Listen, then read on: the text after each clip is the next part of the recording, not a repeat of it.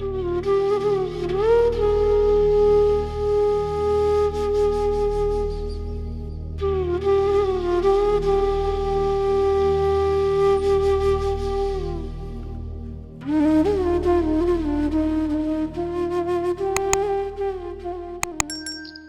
शुरू से सुनाती हूँ अपने गुरुजी की मेहर।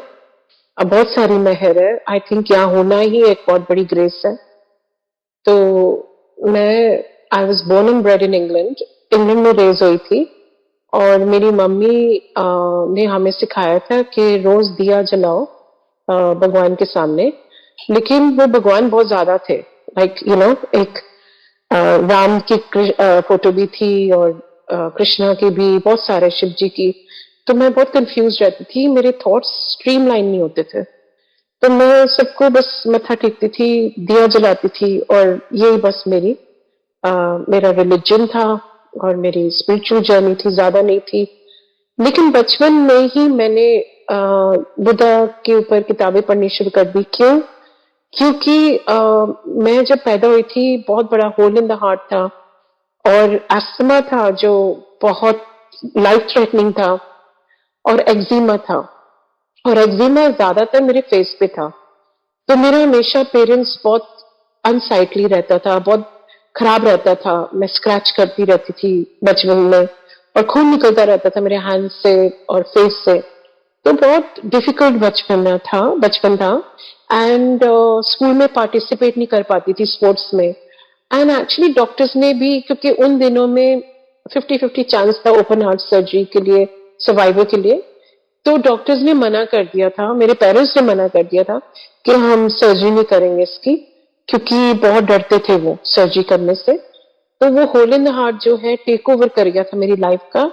एंड एक्चुअली क्या हुआ, डॉक्टर्स ने मेरे पेरेंट्स को ये बोला कि ये 10 साल की उम्र से ज्यादा नहीं जीगी, क्योंकि इसका हमेशा ब्रेथलेस रहती है, बहुत स्ट्रगल करती है ये। सो मोस्टली मेरा बचपन ना हॉस्पिटल्स में स्पेंड हुआ था, इंग्लैंड में, मैनचेस्टर में। लेकिन मैं मानती हूँ कि गुरुजी उस टाइम में मेरे साथ थे, क्योंकि मैं सर्वाइव कर गई the first 10 years of my life. And मेरा टीनेज ईयर्स जो था रिलेटिवली स्मूथ था, होता था अटैक पर इतने ज्यादा नहीं। फिर मैं second decade of my life 22 की थी जब मैं इंडिया में आके शादी हो गई, इंडिया में शादी हो गई। तो लेकिन मैं जैसे इंडिया आई, दिल्ली आई, तो मुझे अस्थमा मेरा इतना बढ़ गया कि एवरी चेंजिंग सीजन, हर चेंजिंग सीजन में मुझे हॉस्पिटलाइज किया जाता था अशोक हॉस्पिटल में, और मुझे आईसीयू में डाला जाता था because I could not breathe. बहुत ज्यादा खतरनाक वाला अस्थमा होता था मुझे, जो हमेशा ही लाइफ थ्रेटनिंग होता था एवरी चेंजिंग सीजन। फेब्रुवरी के टाइम, फेब्रुवरी मार्च के टाइम, और हमेशा अक्टूबर नवंबर के टाइम, 2 बार होता था साल में।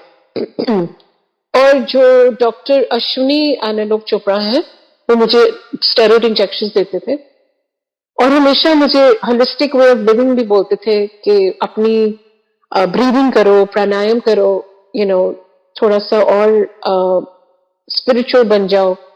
सो वो मुझे वो रास्ता हमेशा दिखाते थे और मैं आ गई थी इस रास्ते में ऑलरेडी, क्योंकि बचपन में सीड सो हो गई थी। मतलब मैं काफी, आई थिंक मैं काफी फिलोसॉफिकल थी शुरू से। एंड क्योंकि मैं बहुत किताबें पढ़ती थी, तो वैसे भी मैं एक सीकर ही थी। तो मुझे कुछ समझ नहीं आते थे कि मैं दिल्ली क्यों शादी हो गई, कैसे आ गई, कहाँ आ गई मैं। तो मैं हमेशा सोचती रहती थी और भगवान से पूछती रहती थी, और ये नहीं पता था भगवान है कौन। मैं बहुत कंफ्यूज रहती थी as far as my spiritual journey was concern. मुझे रास्ता ढूंढती थी, तो इसलिए मैं बहुत बाबाज के पास गई, बहुत गुरुज के पास गई, पंडित्स के पास गई, तो बहुत भटकी बेसिकली। एंड फिर 97 में बहुत खतरनाक अटैक आया मुझे, और उस टाइम में, उस फेज में मेरा स्किन ऊपर से नीचे तक और ज्यादा फ्लेयर अप हो गया, इतने ज्यादा कि मेरी शक्ल भयानक हो गई और ब्लैक हो गई, और पस निकलता था मेरी स्किन से। और पस के अलावा मेरा स्किन पील होता रहता था, फ्लेक होता रहता था। तो मुझे अपने आईने से बहुत डर लगता था और दुनिया से भी डर लगता था। मैं अपने आप को बंद कर लिया था घर में, मैं बाहर नहीं जाती थी, सोशल लाइफ थी नहीं, इंट्रोवर्ट हो गई थी। बिल्कुल ही इंट्रोवर्ट, ऐसे इंट्रोवर्ट कि मैं लोगों को मिलती नहीं थी, किसी को नहीं मिलती थी। एंड मेरे बच्चे दोनों छोटे थे उस टाइम, 5 और 6, बहुत छोटे थे। और उनको पालना भी बहुत मुश्किल हो गया था बिकॉज मैं बीमार ही रहती थी हमेशा, और चिड़चिड़ा होता ही था क्योंकि ऑब्वियसली स्क्रैच कर रही हूँ हमेशा, ब्लीडिंग होती थी स्किन में। तो बहुत बड़ी स्ट्रगल थी उसके, वो और कंबाइंड विद स्टेरॉइड इंजेक्शंस लेना, वेट गेन हो रहा था। एट द एज ऑफ 31 मुझे कैटरेक्ट हो गया, और मुझे पता नहीं था कैटरेक्ट क्या होता है। मुझे सिर्फ वो फॉग नजर आने लगे, सफेदी नजर आने लगी, और मैंने सोचा पता नहीं ये क्या है, मुझे दिख नहीं रहा है। और दोनों आंखों में सफेदी हो गई थी बिकॉज बचपन से लिया हुआ था स्टेरॉइड्स। सो ऑब्वियसली वो साइड इफेक्ट हो गया था उसका। एंड जब ऑप्टिशियन के पास गई, उसने कहा कि आपको तो कैटरेक्ट है, आपको सर्जरी करानी पड़ेगी। And I was old of 31, सो वो सर्जरी हो गई। फिर एक पुरानी संगत है, उन्होंने मुझे सोशली काफी मिलती थी, इन द सेंस वो मेरे एक्स हस्बैंड को जानती थी, वो गाड़ियां खरीदती थी मेरे एक्स हस्बैंड से। तो उन्हें उसने कहा कि आप मेरे गुरुजी पास चलो, गुरुजी आए हुए हैं पंजाब से। मैंने बहुत रिसिस्ट किया, मैंने कहा नहीं, मेरा हो गया ये, I am done and dusted with gurus and babas, मुझे इंटरेस्ट नहीं है क्योंकि मैं बहुत भटक चुकी हूँ, और मुझे नहीं लगता कोई किसी के लिए कुछ कर सकता है। मैं बहुत दिल टूट गया था लाइफ में। मेरी मैरिज भी क्लैप्स हो रही थी, नेचुरली क्लैप्स होनी थी क्योंकि मैं बहुत बीमार रहती थी हमेशा। तो यू नो वो भी क्लैप्स हो रही थी, कुछ वर्क नहीं हो रहा था। मेरे इन लॉज मुझे समझते नहीं थे, मैं बहुत मैं इंग्लैंड से आई थी एंड थोड़ी आई गेस डिफरेंट थी। मारवाड़ी मैं पंजाबी फैमिली की, एंड शादी मारवाड़ी फैमिली में हुई। सो वो कल्चरल डिफरेंसेस टू मैनी थे, एंड वो गैप ब्रिज नहीं हो पा रहा था। तो इतने ज्यादा डिफरेंसेस थे और इतनी ज्यादा स्ट्रगल्स थी और चैलेंजेस थे कि मुझे लगता था मैं जी की रही हूँ। एक्चुअली मुझे बहुत ज्यादा मैं सैड रहती थी। एंड फिर वो जो पुरानी संगत है वो बार बार बोलती, जब भी मिलती 97 थ्रू आउट, कि अब गुरुजी आ गए, अब तू मिल ले। तो मैंने कहा नहीं, सच्ची मुझे इंटरेस्ट नहीं है। लेकिन वहां जाना था मुझे गुरुजी के पास क्योंकि मेरे एक्स हस्बैंड ने बोला कि शी इज माई क्लाइंट, तो उसको oblige करने के लिए चले जाओ, वो बहुत बोलती है आपको जाने के लिए, तो चले जाओ। तो असली गुरु तो वो मेरे पहले तो मेरे हस्बैंड ही निकले क्योंकि उन्होंने मुझे रास्ता दिखाया। तो उन्होंने कहा तुझे जाना ही होगा, वो मेरी क्लाइंट है, तो oblige करना होगा। तो ये कह के मैं चले गई, एंड वो गाड़ी में बोलती गई कि go with an open mind, open heart. मैं बहुत अपने फ्रेंड्स को लेके गई हूँ, कोई वापस नहीं गया। हो सकता है तू भी उनमें से हो। मैंने कहा हाँ, मैं उनमें से ही होंगी क्योंकि मैं तो मानती नहीं इन चीजों में, और मेरे मम्मी पापा को पता चले इंग्लैंड में तो वैसे ही बहुत डांटेंगे। तो मैंने कहा मैंने कुछ नहीं बोला उनको, लेकिन मैंने सिर्फ कहा कि हाँ, मैं मन ही मन सोचा कि मैं तो ऐसे जा रही हूँ। तो छोटे मंदिर था, एम्पायर स्टेट, आज गुरु जी अपनी गद्दी पे बैठे थे और ये संगत बता चुकी थी गुरु जी को कि मैं एक संगत मतलब एक लेडी को लेके आ रही हूँ। और मतलब थर्सडे का टाइम था, थर्सडे का डे था, 6 बजे थे शाम को। एंड गुरु जी अपनी गद्दी में बैठे थे, अपनी 1 घंटे की वॉक करके आए थे। वो हमेशा used to lead by example, हमेशा एग्जाम्पल सेट करते थे कि 1 घंटा वॉक करो, अपनी सेहत का ध्यान रखो। तो गुरुजी वॉक करके आए थे, तो अपनी चोला नहीं पहना हुआ था, अभी शॉर्ट्स पहने थे, टी शर्ट, ट्रेनर्स, और कोई नहीं था वहां। 6 बजे कोई होता भी नहीं था छोटे मंदिर में, 7, 7:30 बजे शुरू होती थी संगत। तो मैं जैसे मंदिर गई, सिर्फ मैं और ये संगत थी, एंड मैं जैसे अंदर वॉक किया एंड गई गुरु जी की तरफ, मुझे पहले तो सबसे पहले तो बहुत ज्यादा खुशबू आई। मैंने कहा अगरबत्ती लगी होगी, जलाई होगी कहीं अगरबत्ती, तो मैंने ज्यादा ध्यान नहीं दिया, पर मुझे ये पता है कि बहुत खुशबू आई थी। और फिर जैसे मैंने गुरुजी की तरफ देखा, मुझे ऐसी कोई सेंस ऑफ फेमिलियरिटी लगी, मुझे ऐसा लगा कि मैं घर आ गई हूँ। मुझे बहुत सुकून मिला एकदम, जहां मैं इतना अंदर, जैसे होता है ना स्टॉर्म चल रहा था, एक तूफान चल रहा था पूरी लाइफ पैदा होते ही। बिकॉज बहुत मुश्किल था, मेरे पेरेंट्स को भी मैंने बहुत तंग किया क्योंकि वो बेचारे मुझे छोड़ते रहते थे हॉस्पिटल, और मेरी मेमोरी एक ही है कि मेरे पेरेंट्स मुझे छोड़ रहे हैं। सो वो अबैंडनमेंट फीलिंग बचपन से ही आ गई थी। तो वो फीलिंग ऑफ अबैंडनमेंट, क्योंकि मुझे मेरी मेमोरी बहुत शार्प है कि वो मेमोरी मुझे मेरे मतलब कभी नहीं हटती कि as a baby, as a 2-3 year old child, मुझे याद है मेरी मम्मी पापा मुझे हॉस्पिटल में छोड़ते थे, मैं रो रही होती थी कि मत छोड़ के जाओ, और वो मजबूर थे, उनके पास कोई सोल्यूशन नहीं था, तो वो छोड़ के जाते थे, और हफ्ते हफ्ते मैं हॉस्पिटल रहती थी एट अ टाइम। सो ये फीलिंग ऑफ अबैंडनमेंट बहुत जल्दी आ गई थी मेरी लाइफ में, feeling of rejection, feeling of abandonment, और वही हुआ, वो पैटर्न कंटिन्यू होता गया मेरी मैरिज तक, बिकॉज मेरे हस्बैंड ने भी मुझे अबैंडन कर दिया, रिजेक्ट कर दिया। सो वो पैटर्न मेरा था बहुत स्ट्रांग। कई बार हम कोई पैटर्न कैरी करते हैं, कभी कभी हमारे पेरेंट्स से, कभी टीचर कुछ बोल देती है तो फीलिंग ऑफ रिजेक्शन और अबैंडनमेंट, और that we not good enough in life. तो मैं ये हमेशा सोचती थी, मेरा सेल्फ स्टीम भी बहुत लो था, कॉन्फिडेंस लेवल ऑब्वियसली बहुत लो था, कि मैं हमेशा सोचती थी मैं अट्रैक्टिव नहीं हूँ, मेरा एक्जिमा हमेशा फेस पे रहता था, तो रेड रहता था, फ्लेकी रहता था, तो मैं सोचती थी मैं बहुत अनअट्रैक्टिव हूँ। एंड उस टाइम तो हो ही गई थी, बिकॉज मेरा स्किन पूरा ब्लैक हो गया था जब मैं गुरुजी के पास फर्स्ट टाइम आई, और मुझे उनको देख के भी शर्म आ रही थी कि वो मुझे देख रहे होंगे, क्या सोच रहे होंगे। तो मैं अपनी आंखें नीचे रख के बैठ गई गुरुजी के पास, लेकिन बहुत पीस मिल रहा था, एंड मैं बहुत ग्रेटफुल हो गई एकदम कि ये संगत मुझे लेके आई है यहाँ, क्योंकि पहली बार मुझे लग रहा है कि मैं सही जगह आ गई हूँ। मुझे एक्चुअली पहली बार लाइफ में फील हुआ कि मैं पहली बार लाइफ में किसी को मिल रही हूँ जहां मैं सेफ फील कर रही हूँ, जहां मुझे प्रोटेक्शन मिल रही है, जहां मुझे कोई जज नहीं कर रहा। एंड मुझे ये श्योर था कि गुरुजी मुझे अबैंडन नहीं करेंगे और रिजेक्ट नहीं करेंगे। और अगले मोमेंट में उन्होंने कहा तू रोज आया कर, तू रोज आ। एंड इतनी सॉफ्ट वॉइस में, प्यार वाली वॉइस में, जैसे कोई प्यार आपको करता है तो बहुत सॉफ्टली बोलता है कि तू आया कर, तू रोज आया कर और रोज लंगर किया कर। जैसे उन्होंने कहा मुझे ऐसे लगा कि जिसके लिए मैं बोर्न हुई थी वो मुझे मिल गया, and I was so happy.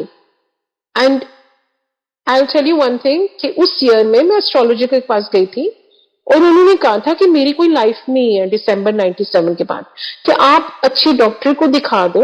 I remember the exact words of that astrologer. He said कि आप अच्छे डॉक्टर को दिखा दो, क्योंकि आपकी तो कोई लाइफ ही नहीं है। उस टाइम मुझे स्किन का हो चुका था, जो बहुत बुरा होता है जो स्किन का। तो मैंने शुक्र किया, ऑनेस्टली मैंने सोचा नहीं कि मेरे बच्चे हैं छोटे, मैंने सेल्फिशली सोचा बहुत अच्छी बात है कि मेरी लाइफ नहीं है, क्योंकि मेरी में हिम्मत नहीं थी, मैं कावड़ थी, मेरे में करेज नहीं था टू गो ऑन। एंड ऐसे चलो शुक्र, अच्छा है। सो जब गुरुजी ने कहा कि तू रोज आना है, रोज लंगर करना है, मैंने कहा मेरी जिंदगी तो है नहीं, पर at least I will die in the right place. That was my first thought. जब गुरुजी का मत्था टेका, मुझे लगा कि मेरी कोई लाइफ तो है नहीं, पर एटलीस्ट मैं पीसफुली यहाँ डाई करूंगी। तो लेकिन गुरुजी हैज बिगर बेटर प्लान्स। गुरुजी तो भगवान है, एंड गुरुजी किस्मत बदल देते हैं हमारे, जैसे कहते थे। एनीवे मैं पहले सुनाती हूँ, क्योंकि गुरुजी के जो लफ्ज थे, जो उनकी वाणी थी, वो अपने आप ही आती रहेगी। तो फिर मेरा वो शुरू हो गया अस्थमा, जहां गुरुजी के पास बैठी थी, और गुरुजी साथ ही बिठाते थे, ये नहीं क्योंकि मैं स्पेशल थी, क्योंकि बाद में उन्होंने समझाया कि तेरे साथ तो कोई लंगर खाने को तैयार नहीं था, क्योंकि तेरी स्किन ऐसी थी कि सब, मतलब इतनी भयानक थी, सब डरते थे तेरे साथ लंगर खाने के लिए, तभी मैं तुझे साथ बैठाता हूँ। तो क्या हुआ कि अक्टूबर का सीजन आ गया, सितंबर 97 में गए, अक्टूबर में आ गया, फटाफट ही आ गया, और मेरा अस्थमा ट्रिगर हो गया वहां बैठे बैठे, मेरा अटैक। तो मैंने कहा गुरुजी मुझे अभी जाने दीजिए, क्योंकि मुझे सांस नहीं आ रहा। एंड गुरुजी कहते कोई गल नहीं, तू पूरा लंगर कर। तो आई थॉट कि गुरुजी कितनी मर्सीलेस है कि गुरुजी मुझे लंगर खाने को बोल रहे हैं, मुझे तो सांस नहीं आ रहा, मुझे जाना है यहाँ से। तो मैंने फिर से बोला, मैंने कहा गुरुजी मुझे सांस नहीं आ रहा, कहते पूरा लंगर कर अगर कल्याण करना है तो आई सेड गुरुजी मुझे स्टेरॉइड इंजेक्शन चाहिए। कहते आइयो तेरे स्टेरॉइड इंजेक्शन है। And he was quite harsh, softly नहीं बोल रहे थे उस टाइम। कहते आइयो तेरे स्टेरॉइड इंजेक्शन है, चुप करके खा, अगर कल्याण करना है, बाहर जूती उतार दी है तो अपने संग बर्ड्स छड़ के आया कर। सोचा ना कर ज्यादा। तो मैंने फिर खा लिया रोते रोते, और मैं बहुत रो रही थी क्योंकि सचमुच सांस नहीं आ रहा था। सांस ना आए, अस्थमा अटैक हो तो आप पानी भी नहीं पी सकते, लेट अलोन कुछ खाओ। तो मैंने बोला, मैंने कहा गुरुजी स्टेरॉइड्स नहीं है, ये आलू गोभी दाल है। मैंने भी मतलब आगे करना शुरू कर दिया। तो कहते कि चुप करके खा। तो आई एट, एंड खा के मैंने जैसे मत्था टेका, मैंने मन ही मन बोला मैं यहाँ दोबारा कभी नहीं आऊंगी। तो गुरुजी ने जवाब दिया एकदम, कल आ जाए, जा कल्याण कितना ऐश कर।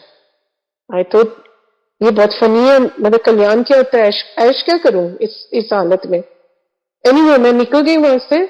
और जब निकल रही थी तो मैंने मन ही मन कहा कि मैं हॉस्पिटल जाऊंगी, यहाँ से सीधा स्टेरॉइड इंजेक्शन लूंगी।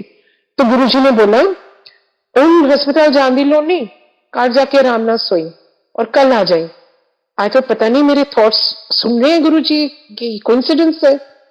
एनीवे मैं चले गई, एंड मैं घर की तरफ जाना शुरू कर दिया क्योंकि मैंने रियलाइज किया कि मैं तो ब्रीथ कर रही हूँ, मेरा तो ब्रीदिंग नॉर्मल हो गई है।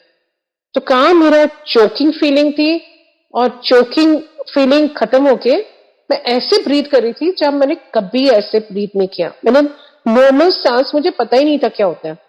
मैं हमेशा मुंह से सांस लेती थी और सांस आता नहीं था, इनहेलर कैरी करती रहती थी। मतलब आप सोच नहीं सकते कि क्वालिटी ऑफ लाइफ क्या होता होएगा। बाहर जाने से डरती थी कि अस्थमा ना शुरू हो जाए। तो वो डर पैदा हो गया था मेरे दिल में, हमेशा डरी रहती थी हर चीज से। लेकिन डर शुरू हुआ था मेरी हेल्थ से कि नहीं, मैं अगर सिनेमा जाऊंगी ये हो जाएगा, कैफेटेरिया जाऊंगी ये हो जाएगा।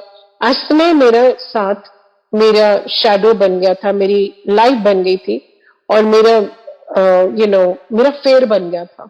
नहीं भी होना होता था तो हो जाता था। तो फिर मैंने सोचा ये कोइंसिडेंस है, कि मतलब ये इत्तेफाक है कि मेरा अस्थमा ठीक हो गया। हो सकता है अगले चेंजिंग सीजन देखेंगे क्या हो रहा है। लेकिन बहुत चेंजिंग सीजन आए, लेकिन मेरा अस्थमा कभी वापस नहीं आया। एक लंगर प्रसाद के साथ गुरुजी ने वो अस्थमा जो ट्रिपल कर रहा था मेरी लाइफ को, और जो मेरा कॉन्फिडेंस खा गया था और मेरा लो स्टीम था, वो गुरुजी ने ठीक कर दिया एक लंगर प्रसाद के साथ। तो वो ही हमारी शक्ति है, लंगर प्रसाद में ही शक्ति है। अगर हम सचमुच गुरुजी की वाणी फॉलो कर रहे हो, गुरुजी का हुक्म फॉलो कर रहे हैं, तो बहुत सिंपल है। बिकॉज सिंप्लिसिटी गुरुजी सिखाने आए थे, और गुरुजी ने रिलीजन को ही सिंप्लीफाई कर दिया। जब मैं छोटी बच्चे की मतलब जब थी तो मैं बहुत कंफ्यूज रहती थी किस भगवान को मानूं, किस भगवान को डिवोट करूं। गुरुजी ने कहा मेरे पे ध्यान दो, एंड वो बड़ा सिंप्लीफाई एंड स्ट्रीमलाइन कर दिया हमारे रिलीजन को। तो कोई वहम नहीं, कोई अहम नहीं, कोई मतलब कुछ, मतलब कोई रिचुअल्स नहीं है, कोई सुपरस्टिशंस नहीं है, सब कुछ रिमूव कर दिया और सिंपल प्रैक्टिकल वे में बस रब से प्यार करो। गुरुजी ने सिखाया। और गुरुजी का जो प्लेटफॉर्म है सत्संग का, वो और भी सिंपल है और बहुत पीसफुल है, ब्लिसफुल है, कि हम सत्संग में बैठते हैं शांति से, साइलेंस में, एब्सोल्यूट साइलेंस में। Guruji was big on discipline, there is no doubt. वो अगर कोई फोन सुन नहीं रहा होता था या फोन देख रहा था तो कहते थे फोन की वाइब्रेशन लो या मेरी वाइब्रेशन लो। फोन का उनको बहुत था कि तुसी आयो 2 घंटे ते मेरे पे 100% फोकस करो, 100% मतलब 100% सरेंडर, तो 100% ब्लेसिंग्स जितने हम देंगे। मैथमेटिक्स सिंपल है। अगर हम सत्संग में बैठ के 10% अटेंशन दे रहे हैं और डिवोशन दे रहे हैं तो 10% ब्लेसिंग्स जो हम देंगे वही वापस आएगा हमारी तरफ।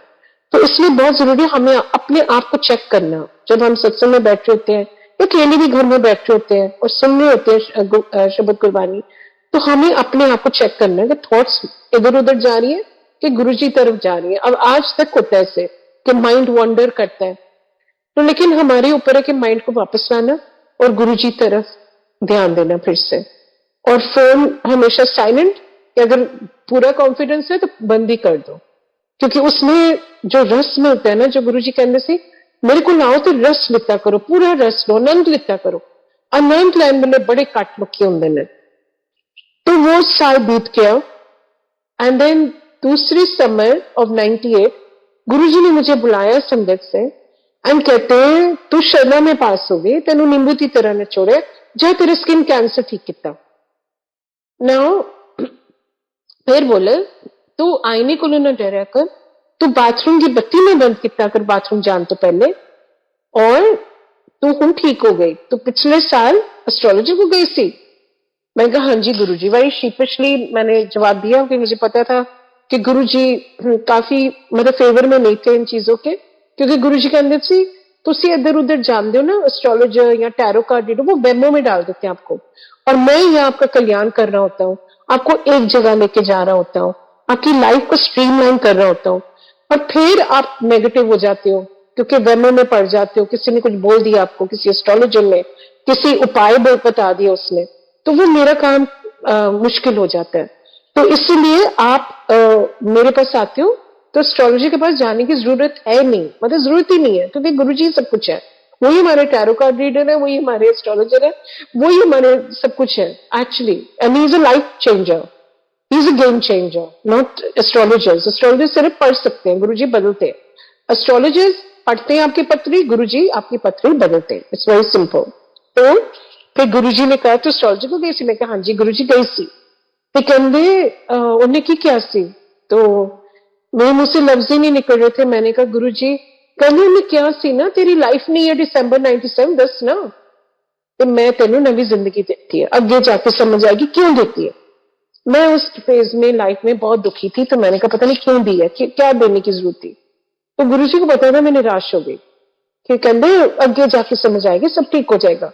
तो उनको पता ही था, मैंने कुछ कभी बोला नहीं गुरु जी को कि मेरी मैरिज कोलैप्स हो रही है गुरु जी, और you know I am deeply unhappy. कहते हैं ना कि स्वर्ग और नरक यही है, तो खुशी स्वर्ग होती है और दुख दुख होता है जो, वही नरक है। तो मेरे अंदर बहुत ज्यादा दुख था। तो मैंने कहा गुरु जी मुझे, कहते सब ठीक हो जाएगा। तो मुझे ये नहीं पता था क्या ठीक होगा, because actually marriage was irreparable and irreversible. मुझे लग नहीं रहा था कि कुछ कभी ठीक होगा, बिकॉज आपको पता चल जाता है, इंसान की नेचर से ही पता चल जाता है। तो मैंने कहा मुझे नहीं लग रहा कभी ठीक होगा, तो कि मेरा मतलब हस्बैंड ठीक हो जाएगा या मेरी मैरिज ठीक हो जाएगी।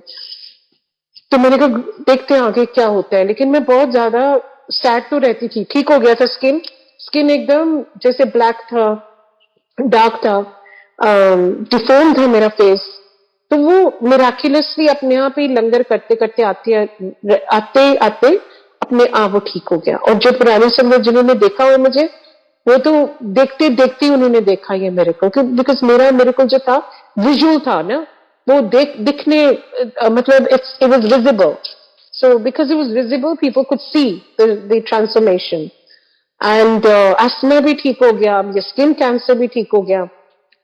एंड जैसे गुरु जी कहते मैं 90% अपने ते लल्ला ना, फिर उन्होंने कहा मुझे, कहना तेरे वास्ते ना मैं बड़ा खून बहाया है, मैं बड़ा बीमार रहा एक हफ्ता, तेरा स्किन कैंसर अपने ते लल लेता सी, तो बड़ा बीमार रहा मैं, तू तो मेरा देनिया भी नहीं दे सकती। क्योंकि ऑब्वियस मतलब आज में मैं बैठ के सोच कर एक दिन सोचेंगी तू मैं तेना की किता है। और जब मैं सोचती हूँ तो कोई वो लिस्ट एंडलेस है। एक्चुअली मैं ना आर्टिकुलेट कर पाती हूँ, ना मैं लिख सकती हूँ, दुआ मैं राइटर, मैं लिख भी नहीं सकती हूँ, because I get so emotional, because he is changed me. I mean he is changed, like I feel he's changed the very person that I am. मेरे पूरा सोल ही बदल दिया गुरु जी ने, क्योंकि मैं वो हुई नहीं जो मैं जिसकी बात कर रही हूँ 30 years ago की, जो सेमी सेमी रहती थी, डरी रहती थी, लो सेल्फ स्टीम थी, कॉन्फिडेंस लेवल खत्म हो गया था और सैड रहती थी। वो मैं हुई नहीं आज, जय गुरु जी, मैं बिल्कुल वो हुई नहीं। गुरु जी ने पूरा 360 डिग्रीज बदल दिया, जहां मुझे कॉन्फिडेंस भी दे दिया, अकेले भी ट्रैवल करने को कॉन्फिडेंस दे दिया, सब कुछ अकेले करती हूँ आज, क्योंकि मैं अकेली नहीं करती हूँ, गुरुजी करते हैं। एंड जब हम एक्चुअली सरेंडर कर देते हैं और अपनी गाड़ी की चाबी लिटरली गुरुजी को दे देते हैं, तो वही हमारी गाड़ी चलाते हैं, वही हमारी लाइफ चलाते हैं। तो हमें कुछ करने की जरूरत नहीं होती, क्योंकि अपने आप चीजें होती रहती है। और जो छोटी छोटी डिजायर्स भी होते हैं, आई रियली बिलीव, चाहे वो कहते थे मनो मंगो नहीं, ऑफकोर्स इंसान है, मांगते रहते हैं, मतलब उनका मतलब था कि जब हम मांगते हो अपनी मांग छोटी कर लेते हो, तो असली चीज मांग लो। जैसे गुरु जी कहने से ना, वो बड़ा सुनवाते थे। वो उस टाइम एक शब्द होता था, एक नाम गुरु को लो मंगले सारे सुख मिल जावेंगे। तो वो इतना अच्छा है, वो उसमें सब आता है कि हम जो असली चीज है वो मांगते नहीं हो। तो गुरु जी कहते सी बहुत घट लोग होंगे ने, लाइक मे बी 2% और 1% जो असली चीज मांग के चले ले जाते हैं मुझसे, बाकी दुनिया की चीजा मंगते लेंदे ने लोकी। तो मुझे उस टाइम, जैसे मैं आज पंजाबी एंड हिंदी बोल रही हूँ बहुत फ्लुएंटली, उस टाइम मुझे गुरुजी की पंजाबी भी नहीं समझ आती थी, और ना ही मैं I could not keep pace with this Punjabi, because although Punjabi is my native language, पर गुरुजी की पंजाबी बहुत डिफरेंट थी। तो हमेशा वो जो संगत मुझे लेके आई थी वो ट्रांसलेट करती रहती थी, और गुरुजी हंसते रहते थे और हमेशा कहते थे तू कमली है, तू कमली है। अब मुझे कमली का भी मतलब आज तक नहीं पता, पर एनीवे गुरुजी बहुत क्यूट थे, क्यूट है, क्योंकि वो एक एक बंदे की दिल की बात सुनते हैं और वो डिजायर्स पूरी करते रहते हैं, एज लॉन्ग एज वो किसी को हम हर्ट नहीं कर रहे। गुरुजी हमेशा कहते सी मन हो चंगा ते नलकी दा पानी भी गंगा, बस अपना मन साफ रखो। एंड एक और चीज बहुत बोलते थे, मतलब सिर नीवा मत ऊंची, मतलब हम्बल रहना बहुत जरूरी है। एक्चुअली जब हम ये चीजें प्रैक्टिस करने, जो गुरु जी की सिंपल टीचिंग्स है कि ह्यूमिलिटी से बात करो, सबसे नम्रता के साथ बात करो और दया रखो दिल में, तो फिर हम इंसान बन गए। अदरवाइज गुरु जी कहते सी कि पाशु और इंसान विच कोई फर्क नहीं है, क्योंकि वो भी खांदा है, वो भी सुनता है, वो भी सब कुछ करता है जो इंसान करता है, तो कोई फर्क नहीं है। पर इंसान से फर्क है कि तुम रब नू पा सकते हो इंसान की जुनी में। तो कितनी बड़ी ब्लेसिंग हमें मिली है। चाहे आज भी मुझे स्ट्रगल होती है कई बार अपनी जो फिजिकल बीइंग है, क्योंकि इतनी बीमारी हो चुकी है कि ऑब्वियसली बॉडी वीक हो गई है, एंड लेकिन मेरी विल पावर इतनी स्ट्रांग गुरुजी ने दी हुई है कि कोई नहीं कह सकता कि मैं इतनी बीमार रहती थी और रहती हूं, अभी भी स्ट्रगल्स है, लेकिन कोई नहीं कह सकता मुझे देखे कि उस गुरुजी ने इतना अपना नूर दिया हुआ है और अपना प्यार दिया हुआ है और अपनी ग्रेस दी हुई है, इतनी ज्यादा प्रोटेक्शन दी हुई है कि गुरुजी ही, जब तक गुरुजी गाड़ी चला रहे हैं वो चला रहे हैं, एंड हर चीज का कारण होता है और हमारी लाइफ का भी एक रीजन होता है हम क्यों है यहाँ। एक पर्पस गुरुजी ने हम सबको दे दिया है, एक सेवा करने का मौका दे दिया और अपने कर्म काटने का मौका दे दिया है इस इंसान की जूनी में। सो इसलिए गुरु जी कहते टाइम नहीं वेस्ट करो, रब का नाम लो, सिमरन करो, सिमरन के नाल हमारे कर्म बहुत काटते हैं, बहुत कटते हैं। तो वो जो मंत्र जाप गुरु जी ने दिया, ओम नमः शिवाय, शिव जी सदा साई, वो बहुत पावरफुल मंत्र है। उसको करने से, चलते फिरते भी और ध्यान लगाने से भी, वो मंत्र पे हमारे कर्म बहुत, जो पिछले जन्म के बुरे कर्म है इस जन्म के भी, वो करते रहते हैं। सो गुरुजी फिर जब जाने वाले थे अपना चोला छोड़ के, मुझे बोले तेरी सेवा सत्संग किता कर, और मुझे डिवोर्स भी दे गए थे उस टाइम, क्योंकि उनको पता था कि ये तो होना ही है। तो गुरुजी कहते डिवोर्स डिवोर्स डिवोर्स, तो हूं बड़ी खुश रहेंगी। तो एक्चुअली जब ये गुरुजी ने लफ्ज बोले तो हूं बड़ी खुश रहेंगी और तू डरिया ना कर, क्योंकि गुरुजी को पता था बचपन से मैं डरपोक थी। तो कहते हूं तो देखिए मैं बेसिकली उन्होंने बोला कि हमेशा मैं तेरे साथ हूं। तो ये बहुत बड़ी चीज है जब भगवान आपको बोलते हैं कि वो हमेशा आपके साथ है, और ये महसूस होता है। लेकिन और भी महसूस करने से और भी पाठ करना होता है। बहुत जरूरी होता है कि हम भी गुरु जी को याद करें। तो जब याद करते हैं हम गुरु जी को, तो गुरु जी भी हमारी तरफ ही देख रहे होते हैं। तो ये बहुत जरूरी है, not to take Guru ji for granted. जैसे कभी कभी होता है राम को खिलौना जाना, गुरु जी कहने से अपनी हंसी मजाक में कि लोग समझते ने मैं दुकान खुली हुई है थे, तो शॉपिंग लिस्ट लेंदे ने। आज भी यही होता है, कई बार लोग मांग लेते हैं जो नहीं मांगना चाहिए, और फिर कहते हो यहाँ तो कुछ नहीं मिला, चलो अगले बाबा को चलने हैं। सो गुरु जी ये जर्नी है, ये जर्नी ऑफ द सोल है, ये सोल स्पिरिचुअल जर्नी एक्चुअली है हमारी, और पता नहीं कितने जन्मों की जर्नी है जो हमने कर्म कमाए हुए हैं। हम बहुत लकी है, बहुत ब्लेस्ड है कि इस जन्म में गुरुजी है तारने के लिए और हमारा हाथ पकड़ने के लिए। और वो दुख कहीं नहीं जाता है, लेकिन कम कर देते हैं गुरुजी। हमारी जितनी स्ट्रगल्स होती है वो रिड्यूस कर देते हैं, टाइम के साथ भी और इंटेंसिटी के साथ भी। सो ये बहुत बड़ी चीज है। सो हमारे गुरुजी को प्यार करना, उनका मान करना और उनका वचन निभाना, वो ही हमारी असलियत है, वही हमारी सच्चाई है, और वही हमें हमारी नैया को पार कराएगा। सो गुरु जी कहते सी सच्चा और अच्छा हमेशा बनो ते रब तुहाडे नाल है। भोलिया दा रब होंदा है, चलाकिया विच कुछ नहीं रखिया। तो सच्चा और अच्छा बन के रहो। तो फिर गुरुजी चले गए छोला छोड़ के। ऑफकोर्स हमें एकदम शॉक मिला एंड हमने सोचा हमारी गाड़ी अब कैसे चलेगी, लाइफ की गाड़ी कैसे चलेगी। तो लेकिन देखते देखते हमारी संगत बढ़ती गई, पूरी दुनिया जैसे गुरुजी ने कहा था। और ये गुरुजी के वर्ड्स है अगेन कि जगह जगह मेरी जोत जलेगी, across every continent, country and city in the world सत्संग होया करेगा। तो तू जा और सत्संग किया कर।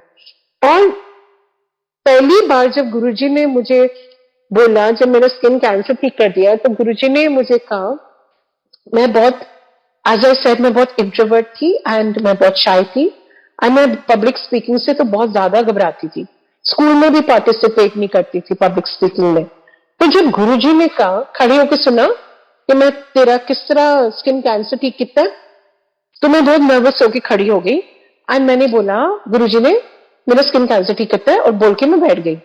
कहने लै कमली है, तेन तो सत्संग भी नहीं सुनाना आता। मैं कहा गुरुजी मुझे नहीं सुनाना आता और ना ही मैं आगे से सुनाऊंगी। मैं पसीने पसीने हो गई, मेरी नीज में एकदम वो होने लग गया जैसे होता है तुम नर्वस के साथ ना, नर्वसनेस के साथ। और मैंने कहा मुझे नहीं, पाल्पिटेशंस हो गए। मैं कहा मुझे नहीं सुनाना कभी भी। तो फिर जब गुरुजी जाने लगे और कहते कि तू सत्संग किया कर, तेरी सेवा है, तू सत्संग सुनाया कर। मैंने गुरुजी की तरफ देखा, मैंने कहा गुरुजी आपने तो बोला था कि मुझे सत्संग करना नहीं आता, तो ये सेवा कैसे दे दी। तो कहते तू थोड़ी ना सुनाएंगी, मैं सुनाऊंगा, तू सिर्फ खड़ी होंगी। तो ये कितनी बड़ी बात है। आज भी मैं समझती हूँ कि मैं नहीं सुना सकती, मैं उसके काबिल ही नहीं हूँ। जहां जहां बेचते हैं गुरुजी, मैं हमेशा पहले मत्था टेकती हूँ, कहती गुरुजी टेक ओवर, बिकॉज मुझे तो सुनाना नहीं आता है सत्संग। और गुरुजी एक्चुअली टेक्स ओवर। जो गुरुजी चाहते हैं कि उनकी संगत सुने, वो ही सुनवाते हैं। एंड गुरुजी कहते से सुनन वाला और सुनान वाला दोनों तरफ मेरी लहरें चलदियां ने और मेरी महर चल रही होंगी है। तो इस करके जिन्नी मर्जी वारी तुसी सुनो स्किन कैंसर दा या अस्थमा दा, उस टाइम तुहानू नहीं पता मैं किहदा कल्याण कर रहा, तुहाडा, तुहाडी फैमिली दा आने वाला अस्थमा, आने वाला कैंसर, कुछ नहीं पता। गुरु जी कहते आने वाला टाइम देखना, बारिश होनी है 3 चीजा दी। मैंने कहा हाँ जी गुरु जी। कहते देखी डिवोर्स, डिप्रेशन ते कैंसर, 3 चीजा की बारिश होनी है। And I looked at him, मैंने कहा गुरु जी ये तो जहां से मैं आई हूं ना इंग्लैंड से, ये वहां होता है वेस्ट में, ये यहाँ इंडिया में डिवोर्स नहीं होता, इंडिया में कैंसर नहीं होता और ना ही कभी डिप्रेशन होता है इंडियन में, इंडिया में। तो कहते घर घर की कहानी होनी है, तो देखती जा, बड़ा मारा टाइम आ रहा है, एक दिन आएगा तुसी कार बैठ के मैनू याद करोगे। सो गुरु जी हमें अपना चोला छोड़ के और मुझे फिर 3 बार 2011 से लेके 2012 एंड तक मुझे I was battling with cancer again. 3 बार हुआ, 3 ट्यूमर्स हुए एंड 3 बार 3 tumours as in breast cancer हो गया, तो 3 ट्यूमर्स हो गए। ये बहुत लंबा सत्संग है, फिर कभी सुनाऊंगी, पर बहुत अमेजिंग सत्संग है। पर because of the time constraint मैं सिर्फ इतना बता देती हूँ कि गुरुजी ने ही बचाया। ईच टाइम वो ट्यूमर पकड़ा गया टाइम से, वही बहुत बड़ी चीज है। वो भी एक संगत ने बताया मुझे, मैं इंडिया विजिट कर रही थी, सॉरी मैं मिस कर गई हूँ एक पॉइंट, बहुत पिवटल पॉइंट। गुरुजी ने कहा था मुझे जाने से पहले कि तू सत्संग किया कर और हम वापस इंग्लैंड जा और मां की सेवा कर। नाउ इस टाइम में 2007 में मैं बहुत अटैच हो गई थी इंडिया से। जब आई थी मुझे बहुत इंडिया अच्छा नहीं लगता था बिल्कुल भी। इनफैक्ट मैं कहती थी मैं कहाँ गई हूँ, मुझे इंग्लैंड जाना है, मुझे फ्रेश एयर चाहिए, मुझे वो सिंप्लिसिटी चाहिए, मैं इंडिया में नहीं रह सकती, उस खासकर दिल्ली नहीं रह सकती। तो मैं कहा गुरुजी मुझे इंग्लैंड वापस भेजो। तो ये चलता रहता था और गुरुजी स्माइल करते थे, उनको पता था आखिर में इसको इंडिया से ही प्यार हो जाना है। तो वही हुआ 2007 में। मैं कहा गुरुजी अब मैं इंग्लैंड मत भेजो मुझे अब इंडिया बहुत पसंद है, अब मेरा घर इंडिया है। तो गुरुजी कहते नहीं, तू वापस जा, उसे सत्संग शुरू करी मैनचेस्टर और मां की सेवा कर। मैं बहुत कंफ्यूज थी, मैंने हाँ में हाँ मिला दी। मैंने कहा मैं मां की सेवा क्यों करूंगी, मेरे बच्चे यहाँ बड़े हो रहे हैं। एनीवे जैसे गुरुजी ने बोला, उनका वचन था, उनकी वाणी थी, उनकी सच्चाई है। 2010 में 2009 में मेरे फादर पास अवे हो गए, ही डाइड। एंड मेरी मदर को एकदम 2009 में परमनरी फाइब्रोसिस हो गया। मुझे पता भी नहीं था परमानेंट फाइब्रोसिस होता है क्या। लंग डिजीज होती है, टिश्यूज श्रिंक होते जाते हैं, पेशेंट ब्रीथ नहीं कर सकता। तो बहुत सैड था। मम्मा मम्मा बहुत अच्छी सोल थी मेरी मदर, बहुत ज्यादा दान करती थी। जो गुरुजी कहने से वैसे ही वो जीती थी कि अच्छा और सच्चा बनो, दान करो, गुप्त सेवा करो एंड गुप्त सिमरन करो। और गुरु मेरी मम्मी रहती ऐसी थी। जब हम पैदा हो रहे थे, वे 5 सिबलिंग्स, जब हम पांचों पैदा हो रहे थे तो मम्मा रामायण पढ़ती थी। तो मम्मा थी ऐसे, उनके संस्कार बहुत ऊंचे थे, उनकी सोच बहुत ऊंची थी। तो मम्मी को ये हो गया इतनी गंदी बीमारी, कभी सोच भी नहीं सकते थे, और वो डिजर्व नहीं करती थी ये, लेकिन कर्मों का खेल। तो मम्मा को हुआ ये, तो 2009 में, और निष्का मेरी बड़ी बेटी अमेरिका चले गई पढ़ने, यूएससी में, कैलिफोर्निया चले गई। एंड अभी सोनाक्षी मेरे साथ थी। तो फिर जब सोनाक्षी गई 2010 में, उसको छोड़ने गई थी मैं न्यूयॉर्क, तो फिर मुझे लगा कि अब मुझे जाना चाहिए। अपने आप ही वो बन गया पास, जब गुरुजी ने बोल दिया तो अपने आप वो रास्ता बन जाता है। तो मैं फिर पैक करके अपना, पंचशील में रहती थी उन दिनों में, तो मैं अपना lock stock and barrel pack करके मैं इंग्लैंड चले गई वापस। और मुझे यकीन नहीं हो रहा था कि मैं ये कर रही हूँ। मैं सोनाक्षी को छोड़ के न्यूयॉर्क, फिर मैं मैनचेस्टर आ गई। और बहुत सैड फेज था मेरी लाइफ का, क्योंकि दोनों बच्चे मेरे बाहर चले गए, मेरा नया नया डिवोर्स हो गया, मैंने अपना घर शिफ्ट कर लिया, कंट्री शिफ्ट कर ली वापस। तो बहुत ज्यादा चेंजेस आ गई एंड मैं बर्दाश्त नहीं कर पाई, तो माइनर सा डिप्रेशन हो गया। और छोटा भाई मेरा जो है संजय, इंग्लैंड में, उसको ऑटोइम्यून डिजीज होगी। उस टाइम वो भी नहीं पता था क्या होता है ऑटोइम्यून डिजीज, तो ये नई नई, और उसको सिर्फ हफ्ता दिया गया था डॉक्टर ने। वो भी बहुत क्रेजी टाइम था। लेकिन मेरा सबसे छोटा भाई है जो संजीव, वो और मैं बस गुरुजी में मतलब है हमारी डिवोशन। तो उसने कहा कि तू गुरुजी का स्वरूप संजय की पिलों के नीचे रख दे, वो ठीक हो जाएगा। मैंने कहा डॉक्टर ने 1 हफ्ता दिया उसको, 1 हफ्ता भी नहीं, 5-6 दिन दिए थे। तो कहते तू देखना क्या मेरेकल होगा। तो एक्चुअली वो मेरेकल हुआ, सही डॉक्टर आ गया उसकी, उसका आ, उसको बचाने के लिए। And with in weeks Sanjay ठीक हो गया। एनीवे वो भी बहुत हैप्पी टाइम था, एज इन ही रिकवर्ड। हमने सेलिब्रेट किया उसकी रिकवरी। समझ नहीं आ रहा था वो कैसे एकदम बीमार भी हो गया, बहुत ज्यादा एक्सरसाइज करता है, बहुत फिट है, और उसको ऑटोइम्यून डिजीज हुआ, तो हम शॉक्ड हो गया एज अ फैमिली। देन मम्मा को 6 महीने दिए गए 2010 में, एंड मैं बहुत वहां लोनली हो गई, क्योंकि मैं अपने बच्चों को मिस कर रही थी। तो जैसे गुरुजी ने कहा कि ਤੁਹਾਡਾ गुरु परिवार ਤੁਹਾਡੇ अपने परिवार को ज्यादा प्यार करेगा और काम आएगा, which is a reality today. So एक संगत है, वो बड़े मंदिर से निकल रही थी, मंडे का दिन था, और कहती है अनीता तुझे याद है ना गुरुजी ने क्यों भेजा तुझे इंग्लैंड। मैंने कहा हाँ जी, मम्मा का ध्यान रखने के लिए। कहती उसके अलावा सत्संग शुरू करवा। तो anyway the long and short, 5 हमारी थे मेरे बचपन की फ्रेंड्स, एंड हमने फिर वहां सत्संग शुरू किए उस टाइम 2010 एंड में।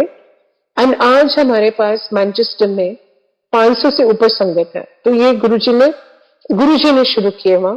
वहां भी न्यू कैसल में भी, लिवरपूल में भी, बर्मिंगम में भी, लंदन में भी, हर जगह गुरुजी की सचमुच जोत जल रही है, और संगत अपने आप ही बढ़ती जा रही है। एंड फिर मम्मा की डेथ हो गई 2014 में, और जब वो डेथ हुई, अब मैं कंफ्यूज फिर हो गई कि मैं इंडिया वापस जाऊं कि मैं अब इंग्लैंड में रहूं। अब मुझे इंग्लैंड अच्छा लगने लग गया दोबारा। 4 साल वहां रह लिया, तो मैंने कहा शायद मेरा यही घर है, और मेरे चाइल्डहुड फ्रेंड्स तो थे ही। लेकिन अगेन गुरुजी ने बोला हुआ था एक चीज कि जब मैं पंचशील गुरुजी ने लेके दिया मुझे घर, जब मेरा डिवोर्स हुआ, तो गुरुजी कहते ऐतकी मैं तेन पंचशील बस ब्लेस कर रहा, अगले तेन वसंत विहार लैके देवांगा। मैं हंसने लगी, मैं गुरु जी पंचशील तो अफोर्ड नहीं हो रहा, वसंत विहार कैसे लूंगी, और वसंत विहार कब लूंगी, आप तो मुझे इंग्लैंड भेज रहे हो। तो कहते नहीं, तो वो वसंत विहार रहेंगी। तो गुरुजी ने काफी घुमाया, तो फिर मैं आ गई। एंड मैंने कहा गुरुजी वसंत विहार कैसे लूंगी, उस टाइम जब बोला गुरुजी ने 2007 में। तो मैंने कहा गुरुजी कैसे लूंगी, कहते जुगाड़ करांगे, और वो जुगाड़ हो गया। वो बहुत लंबा सत्संग है अगेन, पर वो जुगाड़ हो गया। And then I came back to India, and लेकिन वो बेस बनाना था गुरुजी ने यहाँ, क्योंकि गुरुजी हमेशा मुझे एक चीज बोलते थे, तू बाहर रहा कर, तो हमेशा बाहर रहा रहा कर, देश या बाहर रहा कर, तू अपना सत्संग करता कर। सो वही गुरुजी ने रोड मैप की मेरी लाइफ। मैंने कुछ नहीं सोचा था कि क्या होगा क्या नहीं, पर गुरुजी ने किया, and he literally road map my life. जहां आती हूँ फिर चले जाती हूँ, एंड यही सूट करता है मुझे। एंड गुरुजी को पता था कि दिल्ली के वहां गुरुजी कहने से बड़ी मारी है और तेनू इफेक्ट बड़ी होती है, तो बड़ी सेंसिटिव है, और एक्चुअली होती है। कुछ साल बाद मुझे भी ऑटोइम्यून डिजीज हो गया संजय की तरह, और मेरी पूरी स्किन फ्लेयर अप हो गई। Now the point is here कि जब जब मैं बीमार हुई हूँ, गुरुजी का लंगर ने ही मुझे ठीक किया, लंगर प्रसाद ने ही ठीक किया मुझे, जब जब बीमार हुई हूँ। एंड जब बीमार हुई हूं तो मैं हमेशा ज्यादा फिर लंगर लेती हूँ, ज्यादा मंदिर जाती हूँ, ज्यादा जाप करती हूँ, और ज्यादा सिमरन करती हूँ। जो जो गुरु जी की वाणी है वो ही हमारी दवाई है कलयुग की। सच में, मतलब ये मैं लिविंग एग्जाम्पल हूं ऑफ गुरु जी ग्रेस, जहां उन्होंने बोला है कि कलयुग की दवाई है रब ਨੂੰ याद करना और रब के वचन निभाना। सो रब है तो सब है, लिटरली। बहुत सिंपल है। हम सोचते हैं बाहर ढूंढते हैं सॉल्यूशंस, पर एक्चुअली हमारे घर में ही है, हमारे शब्द कुर्बानी में है। और हम अगर घर में भी भोग लगा लेते हैं चाय प्रसाद का, तो वो चाय प्रसाद ही बन जाता है, वो चाय नहीं होती है। घर में भी भोग लगाते हैं खाने का, तो वो लंगर प्रसाद बन जाता है। जैसी दृष्टि वैसी सृष्टि, हमारी जैसे सोच होगी वैसी हमारी दुनिया होती है। तो बहुत जरूरी है हमेशा पॉजिटिव रहना, खुश रहना। जब गुरु जी कहने से खुश रहा कर, तो दुखी क्यों रहनी हमेशा? तो वो खुशी भी गुरु जी ने दी थी, जीना सिखा दिया गुरु जी ने। लाइफ तो दी, पर लाइफ के साथ साथ एक लाइफ फोर्स भी दे दी, जीना सिखा भी दिया गुरु जी ने। ये कौन कर सकता है? गुरु जी कहते जब दुख आता है ना, तो कोई किसी के काम नहीं आता, सिर्फ रब काम आता है। तो इस करके रब ਨੂੰ पूजो और रब ਨੂੰ प्यार करो। Don't be God fearing, be God loving. और कहते थे हमेशा अच्छी संगत में बैठा करो, गॉसिप नहीं करते, निंदा नहीं किसी की करते। निंदा करने से तुसी उदे चंगे पूरे कर्म लेके अपने चंगे उन्हें दे देते हो। तो इस करके निंदा नहीं करेगी। जैसी संगत वैसी रंगत। ये छोटी छोटी बातें जो हमारे पेरेंट्स ने हमें प्रॉब्ली सिखाई हुई थी बचपन में, वही गुरु जी ने हमें दोबारा सिखाई और जीना सिखाया, और अच्छा बनने के लिए सिखाया। हमेशा कहते थे चंगा बनो, रब हमेशा तुहाडे नाल होंदा है, चंगियां नाल हमेशा रब नाल होंदा है। Think positive, be good. जहां आप नहीं अच्छा कर सकते तो बुरा भी मत करो। As Guru ji used to से, चंगा नहीं कर सकते तो मारा भी ना करो, चंगा नहीं बोल सकते तो मारा भी ना बोलो। तो एक चुप सौ सुख। तो ये छोटी छोटी चीजें, साइलेंस इज गोल्डन, ये जो गुरु जी की वाणी है, ये हमें प्रैक्टिस करने कि चुप ही रहना है। अगर कोई गॉसिप कर रहा है, कोई निंदा कर रहा है, हम साथ बैठे हैं, लेकिन अपने लिप्स को सील कर दो, वो बैठे रहे, क्योंकि हम अपने कर्म क्यों खराब करें किसी के लिए, जस्ट टू दुकान का रस लेने के लिए, लाइक से। सो गुरु जी के बहुत मेहर है। मैं एक और छोटा सा सत्संग सुनाने लगी हूँ। आई नो कि बहुत टाइम हो गया, क्योंकि मैं नॉन स्टॉप एक रेडियो की तरह बोलती रहती हूँ। सो मेरे पास टाइम है ना, एक सत्संग बहुत जरूरी है सुनाना, क्योंकि हम सब बहुत वरी करते हैं अपने बच्चों के लिए कि बच्चे कनेक्ट होंगे, कि गुरु जी हमारे बच्चों को भी कनेक्ट कीजिए। क्या होता है कि एज पेरेंट्स गुरु जी एक बानी भी है जिसमें बोलते हैं कि अपना रूप क्यों खराब किया, मुझे एग्जैक्ट वर्ड्स नहीं याद, कि अगर आपने बच्चों को आपने रब से नहीं जोड़ा, तो सबसे बड़ी ड्यूटी और सबसे बड़ा हमारी अचीवमेंट लाइफ का है कि हम अपने बच्चों को जोड़ दें गुरु जी से। क्योंकि जैसे हमने बेनिफिट किया, वैसे हमारे बच्चे भी बेनिफिट करें, और आगे उनके बच्चे भी बेनिफिट करें, और उनका भी कल्याण होता जाए। तो मैं कोविड से पहले मैं दिल्ली में थी, लेकिन मैं ट्रैवल कर रही थी, तो आई वेंट टू बॉम्बे। तो मेरी बड़ी बेटी बोली कि मम्मा आप दुबई आ जाओ। मैं चले गई वहां। तो लॉन्ग एंड शॉर्ट, मैं बहुत शॉर्ट में सुना रही हूँ, तो मैं चले गई दुबई। मैं जब गई तो बहुत स्मूथ हुआ हमारा 2020। सब बोल रहे थे कि बहुत स्ट्रगल है ये वो, पर गुरु जी की मेहर, हम अपने घर में सत्संग करते थे। और वहां दुबई में लॉकडाउन 2 हफ्ते से ज्यादा हुआ ही नहीं, तो हम तीनों सत्संग जाते थे आते थे। मैं ज्यादा, बच्चे कम। तो मैं यही प्रार्थना करती रहती थी, गुरु जी बच्चे भी जुड़ जाए, लेकिन उनका अपना टाइम होता है। और गुरुजी वैसे तो वो बचपन से ही जा रहे थे, 5 साल के और 6 साल के थे दोनों जब जाते थे छोटे मंदिर, लेकिन हम बड़े हो गए थे तो नेचुरली उनकी अपनी डिफरेंट प्रायोरिटीज होती हैं। लेकिन 2020 जैसे स्मूथ था, 21 में सोनाक्षी को कोविड हो गया, मेरी यंगर वन को, और 2 हफ्ते बाद उसका अनुष्का का बर्थडे था 30th, और एक दिन पहले वो वहां डेजर्ट पे चले गए और वो क्वाड बाइक पे थी, तो वो क्वाड बाइक टम्बल होके वो रॉक पे हिट किया, उसका फेस सारा डैमेज हो गया। तो बहुत बड़ा एक्सीडेंट हुआ सोनाक्षी का। एंड वहां डॉक्टर ने बोल दिया कि ये जो इसकी विजन है राइट आई में, ये खो बैठेगी अगर हम सर्जरी नहीं करेंगे with in the next 10 days। Anyway, उसके फादर ने बोला अब इसको इंडिया ले आओ। इंडिया ले आए, मैं बाद में आई। एंड यहाँ पे डॉक्टर्स ने बोला कि नहीं, वेट करते हैं, बहुत डेलिकेट सर्जरी है, और इसका आई फ्रैक्चर था, फेस काफी खराब था इसका। तो गुरुजी ने ये फिर छोटे मंदिर जाने लगे और बड़े मंदिर जाने लगी, और ये जहां इसको समोसा चाय प्रसाद मिलता है ये लेती थी, पूरा लंगर लेती थी, पूरा डबल विजन दिखता था लेकिन इसको। तो क्या हुआ, इस सोनाक्षी का फेथ तो था लेकिन कभी प्रैक्टिस इतना नहीं कर पाती थी, ये वर्किंग वुमेन है सोनाक्षी, यंगर वन, दोनों ही एक्चुअली दोनों योगा और मेडिटेशन सिखाते हैं, तो इतनी बिजी रहते थे कि उनको टाइम ही नहीं होता था सत्संग जाने के लिए। लेकिन अब क्योंकि वो बीमार हो गई थी और उसका एक्सीडेंट हुआ था, तो वो अपना ऐसे था जैसे गुरुजी उसका कनेक्शन बना रहे हैं। तो वो रोज आती थी, रोज लेती थी अपनी प्रसाद, एंड वो कहती थी मम्मी मुझे सर्जरी नहीं करानी बिकॉज बहुत डेलिकेट है और स्कार हो जाएगा मुझे, क्योंकि स्कार तो होना था नेचुरली, सर्जरी का आई सर्जरी थी। तो क्या हुआ कि वो अपना फेथ बना रही थी, और देखते देखते डॉक्टर्स ने चाहे कहा था कि सर्जरी करेंगे, हम बाद में करेंगे, आराम से करेंगे, तो वो सर्जरी हुई नहीं और विजन अपने आप रिस्टोर हो गई। और सोनाक्षी का फेथ ऐसे बढ़ गया कि वो अब अपने आप जाती है दुबई में, और अनुष्का अपने आप वंस अ मंथ जरूर करती है अपने घर में। मतलब ये मेरे लिए ये बहुत बड़ी चीज है, और बहुत as a mother, as a parent, I think if they have made their own connection, तो इससे बड़ी अचीवमेंट कुछ हो ही नहीं सकती है कि हम, मतलब कहते हैं ना कि संगत, लाइक गुरु जी से संगत जोड़ो, पर पहले तो हमारी फैमिली को जोड़ो, सबसे जरूरी। चाहे वो कहते थे एक बंदा भी आंदा तो मैं पूरी फैमिली को उतार देना, वो एक बात है, लेकिन अपना कनेक्शन बनाना वो बहुत बड़ी चीज है, और क्योंकि उसमें रस ही अलग है। और अगर हमें संगत को जोड़ना है, वो बहुत जरूरी है जोड़ना, बिकॉज ऑब्वियसली जो वाइब्रेशन है अर्थ की वो अभी बहुत लो है, हम कलयुग में आ गए, गौर कलयुग में आ गए, तो वो वाइब्रेशन बदलने के लिए एंड कलेक्टिव कॉन्शियसनेस को बदलने के लिए बहुत जरूरी है संगत बढ़ाना। लेकिन वर्ल्ड पीस से पहले तो हमारा इनर पीस बहुत जरूरी है।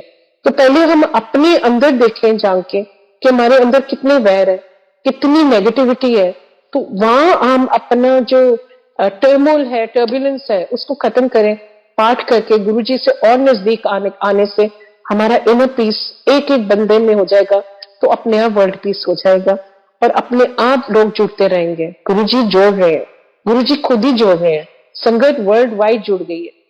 अब सिर्फ सरबत का भला हम मांगे, क्योंकि एक्चुअली बहुत डिफिकल्ट टाइम्स आ गए हैं, और अभी तो ये शुरुआत ही है, बहुत ज्यादा डिफिकल्ट लग रहा है आगे भी। एंड हमें सिर्फ गुरुजी की जो मंत्र जाप है और गुरबानी है और लंगर प्रसाद है, जल प्रसाद है, चाय प्रसाद है, और गुरुजी का प्यार है, वही हमें बचा सकता है। सो गुरुजी की चरणों में रहिए, रखी चरणा दे कोल, एंड हमें एक्चुअली ब्लेस कर दीजिए आज कि जब हम आंख बंद करें तो हमें आप ही दिखे, और हम सचमुच आपको पालें, क्योंकि गुरु जी यूज्ड टू से कि ਤੁਹਾਡੇ अंदर दे गुरु ਨੂੰ जगाना आया मैं, तो वही असली चीज है। तो जब हमारे अंदर के गुरु तो तभी जलेंगे जब हम सही रास्ते पे आएंगे। So may all of us be on the path, and may Guru ji bless each one of us and bring him closer to him. तो गुरु जी से यही मांगो कि गुरु जी हमेशा रखना अपने चरणों दे कोल, और हमेशा हमें प्यार करते रहना, और फॉरगिव भी करते रहना, बहुत गलतियां भी होती है, एंड हमेशा अच्छा और सच्चा आपने ही सिखाना है, बिकॉज आप ही सब कुछ करते हो. सो जय Guru ji, thank you for enabling me to share. And सर्वदा भला, एंड सब सब ब्लेस हो जाए गुरु जी की ग्रेस से. Thank you.